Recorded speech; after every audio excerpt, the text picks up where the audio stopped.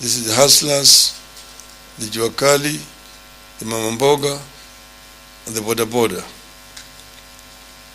Our team realized that the whole issue of cost of living is extremely sensitive in the Kenya Kwanza circles because it is a gravy train on which many corrupt interests have converged. Cost of living cannot come down because the key people in the government are eating from it. That is why cabinet secretaries and other Kenya Kwanza shareholders recently fought over oil in the high seas.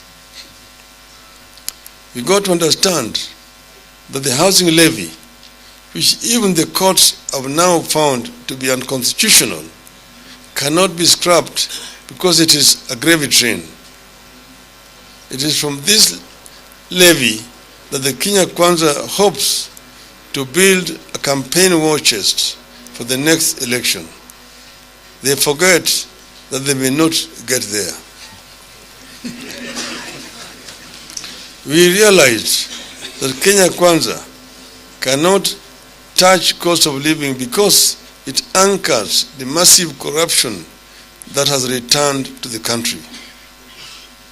We made it clear that we completely disagree with the government on the matter of cost of living. We made it clear that we will support the document ensuing from the talks, but we will treat the hard line on the cost of living at the beginning of another phase of this struggle.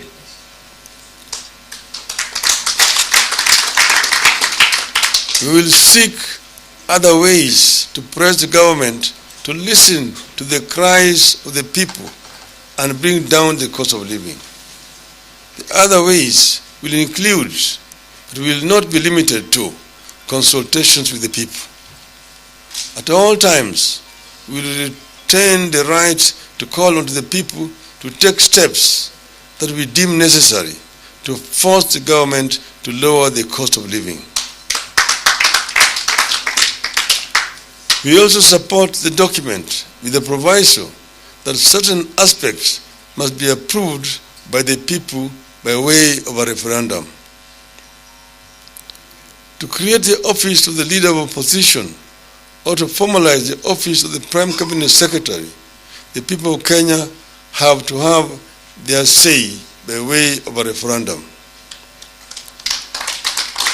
Besides, it is a constitutional requirement that such significant restructuring of government must go through a referendum to avoid the mischief that may be played by some people going to court.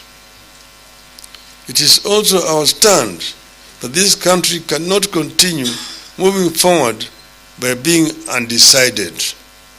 We have to agree whether we want a parliamentary, presidential system or a hybrid system. Thank you. End of the statement.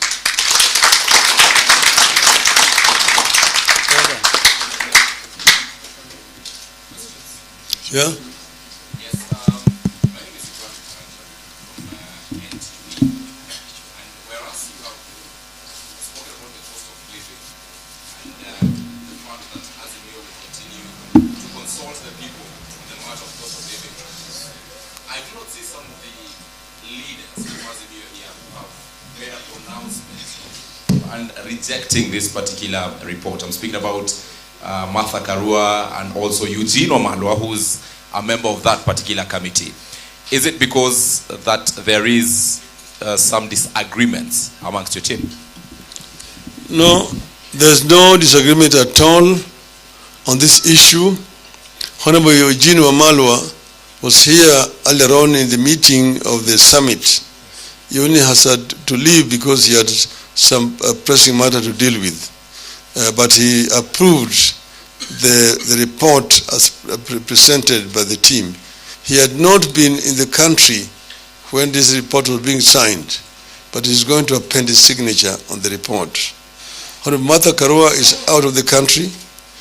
We talked to her earlier on today. She is in Hargeisa in Somaliland. but she's traveling and will be back around 1 a.m. this morning. So she has no issue at all.